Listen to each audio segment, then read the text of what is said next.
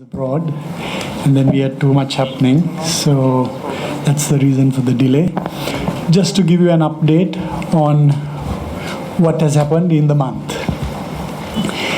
As you may know, we had Mr. John T. Rhodes, who came and did a very interesting 10-day coaching program. The idea was to get him to look at our first team, A team, the development squad, under 19 squad, and also to coach our coaches. Because what we feel is periodically we need to get people to come and help the coaches so that the coaches also gain a little more knowledge and they will have a broader sort of exposure. So it was very important that we did that, and we might continue to do that once more before the course of the year, during the course of the year. I think I mentioned this earlier. We've got Michael Main, who has now joined us to handle our fitness. We felt that this was an area where we were lacking, so we have got him, and he has started work on the 1st of June, and he's progressing well. He's analyzing all the strengths and weaknesses of all the teams. He will be making some recommendations on how to go, and we have told him to look at, time permitting after the Pakistan tour, to look at even going down to the under 19 to see what can be done to improve the general standard of our fielding. I'm also pleased to inform you that Kumar Dharmasena came and did a very, very fruitful session with our premier umpires, and I've requested of him to come and try and do maybe 3 more sessions before the end of this year, because that experience he has, if he can pass down to our premier umpires, I think it will be hugely beneficial, so that our umpires get more confidence and they can develop and know how to get to the next level of from where they are. And he's promised to do that. Big thank you to Kumar Dharmasena, only to speak to him, and he was very happy to come and help us. As you know, I mentioned about a soft skills program. That's going very well too. In fact, just before you came, we had a session with with the under 19s, right? In one area, as I said earlier, we have about 11 areas, and now we have already done 3-4 areas, and we will continue that. I hope even when we are not there, that sort of thing will continue, because it is that overall knowledge exposure that helps a lot. I don't know whether I told you the last time, if I'm not mistaken, I was told South Australia insists that their players do something besides playing cricket, because it will help them enhance their knowledge, give them more confidence when they walk out to play. It will give them the ability to think on their feet when they are basically out there playing. So that is going very well. We have got a document which I don't know you've got, called Vision 2015. That document, I must say I have to give credit to Mr. Kushil Gunasekar, who took the trouble to get that going. What we have done is we have looked at all the areas we need to look at in our cricket, which is the only thing we are looking at, and to see how we can progress on a monthly basis. Are we addressing all those areas? What are we doing to progress in that area? You can't do these things overnight, but at least we have a document to look at and say, this is something we need to do, and we can focus and focus our energy in that area where we can actually I think the document is there, and I think you have also been given a document.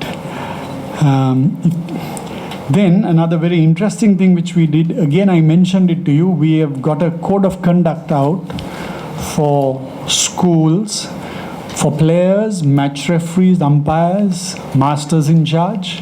The document is out now. It's been fine-tuned.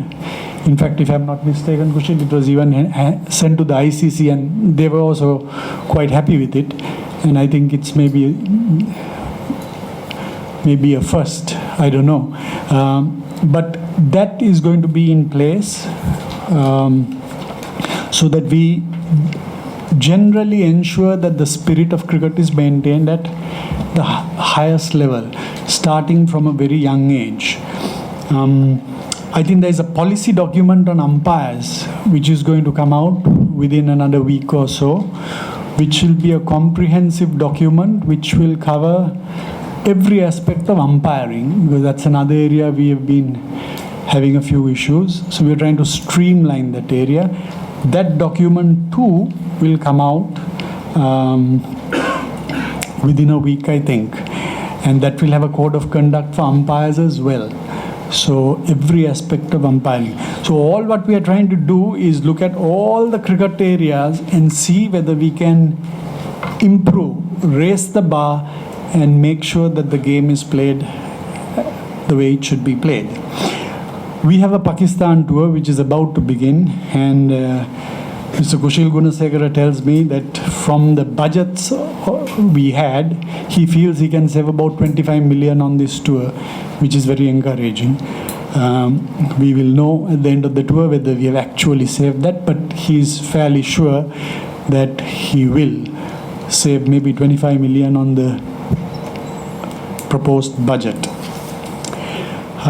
Kettarama, I'm very excited about it personally, because I think, I must tell you, gentlemen, I had a chat with the Vice President of the Bangladesh Cricket Board here.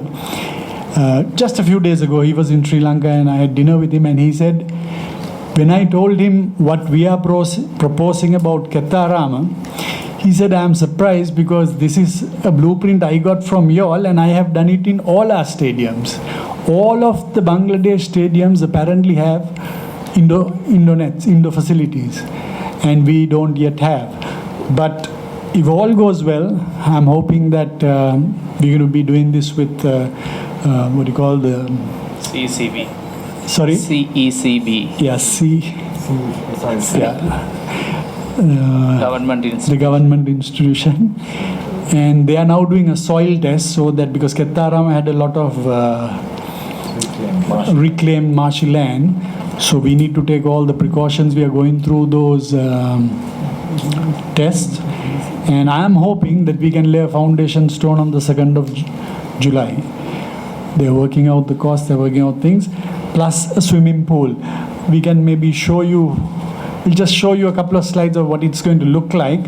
Swimming pool, 6-lane swimming pool. Yeah. Today, a lot of the trainers seem to want water-based training. So we have 6 lanes with 1 lane, which is going to be like a deep end where they do, running in the water and things like that. So, and then the indoor facility. In the indoor facility, what we are planning to do is, people talk of high performance centers, biomechanics centers. What we have decided to do is we have provision for 6 nets, but we will use 4 nets initially. And what we can do is have different wickets, slow wickets, fast wickets, bounce wickets, whatever, 4. We'll keep the 2 on the sides free if in case we want to go in for a biomechanical setup. That is, there is a center in Chennai. There is Australia has these biomechanical centers, and I've actually seen some software on it. It's incredible, but it can cost a lot of money. So I would think twice before we go into it at this stage. But we will leave the provision for that, so that if we want to do it, we will have 1 net or 2 nets on the side where we can actually go into that. What I really think we should be doing is this same facility, not 6, but at least 2 or 3 nets we should have in Pallakale, we should have in Dambulla, Galle, we have something, Hambantota, we must have if we want to make use of our stadiums, because the stadiums are in my mind, pretty useless if we don't have these facilities. Besides playing a match, you can't run a comprehensive training program if you don't have these facilities, and we don't. Ideally, we should have gyms as well in all those facilities, but all that will depend on the finances. On the financial front, as I said, I wanted to keep you informed. When we took over, we had a overdraft of 285 million, I think, if I'm not mistaken. Tusil, would you want to tell something about financial status, or do you want me to? No, really. Present, we have. Just give. It's on, sir. Right. Present, we don't have overdraft. We just have a deposit really of 190 million. So we don't, although we ask for overdraft from Bank of Ceylon as a precaution, we do not have overdraft. We have really 190 million rupee treasury bill deposit. So, and also $1 million deposit in US dollars. So I don't see any financial problem. Hopefully this month the ICC will pay us some more, about $2.5 million. So thankfully we are out of the woods. There's no problem. Yeah. I'm hoping it's early days for us to tell you. We've just finished 2 months, but I'm sure we will be under budget on our expenditure because we have cut our costs drastically. Maybe after 3 months, which is April, May, June, in June we will look at our quarterly budget and tell you where we are. We have a yearly budget. We can tell you in 3 months where we are vis-a-vis our spending.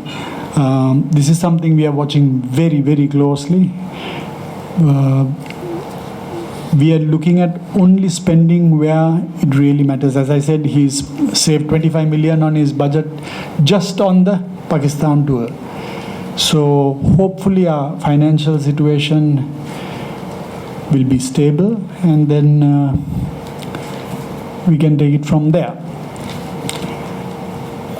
For the second month, I think that's all I have to say.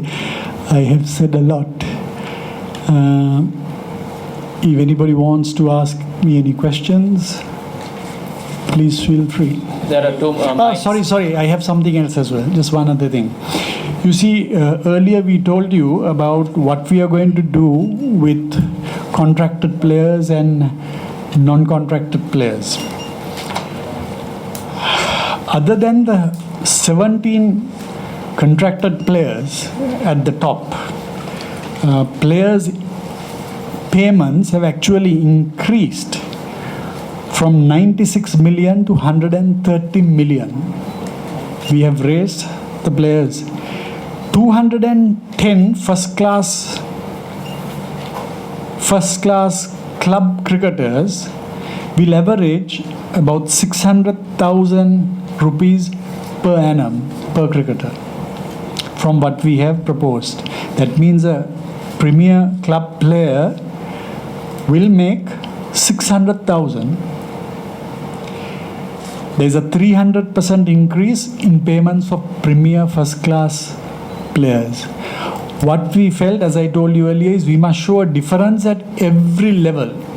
A premier player must want to and aspire to play at the next level. So the average rupees 800,000 can be earned by a cricketer who plays premier plus the next tournament. I am using the word next tournament because we are rethinking this term provincial. We have been discussing with a lot of people, and we might have to rebrand and reassess how we do that. And some interesting thoughts have come out with that. But whatever that level is, call it the Super League or whatever, that player will earn 800,000. And this excludes any contract fees. So cricketer can truly actually make it a livelihood. And we have worked out some figures. Some guys can actually earn 1.2, going up to 2 million. But the whole key is play and earn, not sit and wait with a paycheck coming. You play, you earn, you play, you earn at every level. So that I think is going to be another very interesting incentive for players and for supporting players.